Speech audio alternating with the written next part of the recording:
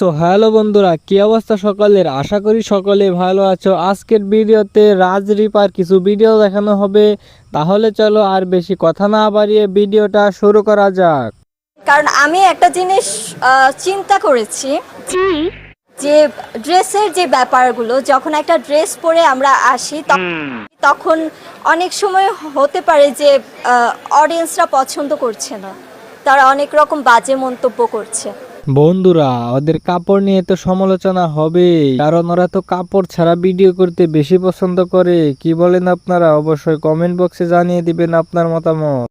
তো আমার কাছে ফিল হয়েছে যে আমি যখন পর্দার জন্য কাজ করব, অন স্ক্রিনে কাজ করব, তখন আমি আমার ড্রেসটা হয়তো বা ক্যারেক্টার অনুযায়ী ক্যারি করতে পারবো। বাট অডিয়েন্স পাবলিক প্লেসে আমার মনে হয় যে খোলামেলা পোশাক পরা বা এমনি খুব শো আপ করা, এটা কোনো প্রয়োজন পড়ে না। উনি বলতেছে যখন কোনো শুট করবে তখন খোলামেলা পোশাক পরা যাবে, আর যখন কোনো প্রোগ্রামে যাবে তখন হিজাব পরে যাবে।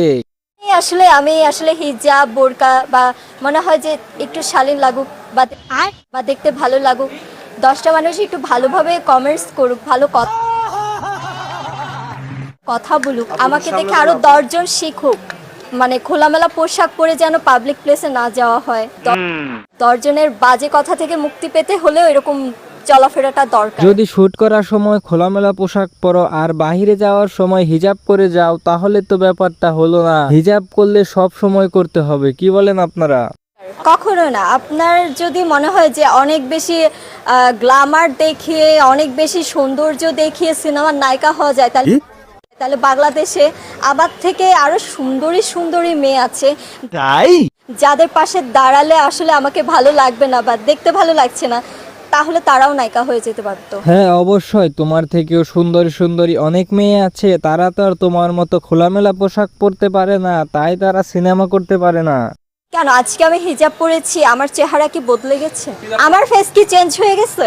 এইটা কোনো কথা? হ্যাঁ, আমি যে এই যে হিজাবটা পরেছি, আমার ফেস যা ছিল তাই আছে। আমার কাছে যখন আমি আয়নায় দাঁড়াই, তখন যখন হেয়ার স্টাইল করি, তার থেকে আমার কাছে মনে হয় যে আমি যখন মাথায় ওড়না পরি আমাকে আরো বেশি সুন্দর লাগে। সাধারণ দর্শকরা তো সবাই চাই তোমরা হিজাব পরে থাকো, কিন্তু তোমরা তো পারো না। তোমাদের যখন শুট আসে তখন তোমরা আবার চলে যাও সেই আগের রূপেই, খোলামেলা পোশাক। ও আচ্ছা, ও খুলদার জামাই হতে চায়, আর আমি তো নোয়াখালীর মেয়ে। বলেন কি? ঠিক আছে, যে বলার বলতে থাকুক না, বলার জন্যই তো আমরা এমনটা সিচুয়েশন ক্রিয়েট করছি যে মানুষ বলুক। তাই কয়জনে বলবে, কয়জনকে নিয়ে? তো আমরা এমন একজন পার্সন হয়েছে, হয়তো আমাদের নিয়ে কথা বলছে, সম্পর্ক নিয়ে বলতে থাকুক, আমি এনজয় করছি। তাদের বিয়ের ব্যাপারে অনেকে অনেক কথা বলছে, এই নিয়ে নাকি সে এনজয় করছে, তাহলে মনে হয় তারা সত্যি বিয়ে করে ফেলেছে। আপনারা কি বলেন? সাকিব ভাইয়াকে নিয়ে আমাকে এবং সাকিব ভাইয়াকে নিয়ে অনেক কমেন্টস করে, তাই তো আজকে থেকে শোনো আজকে থেকে রাজরিপা অপু আপুর কাতারে পড়ে গেল। আমি সাকিব ভাইয়ের কাতারে পড়ে বিশ্বাস হব না। আমি বলি তুমি প্রথমে একটা বিয়ে করবা, উনি হবে অপু বিশ্বাস আর আমি হব বুবলি। আমরা সংসার করবো একসাথে। হ্যাঁ হ্যাঁ, 200 দিন একসাথে, কি মোহব্বত।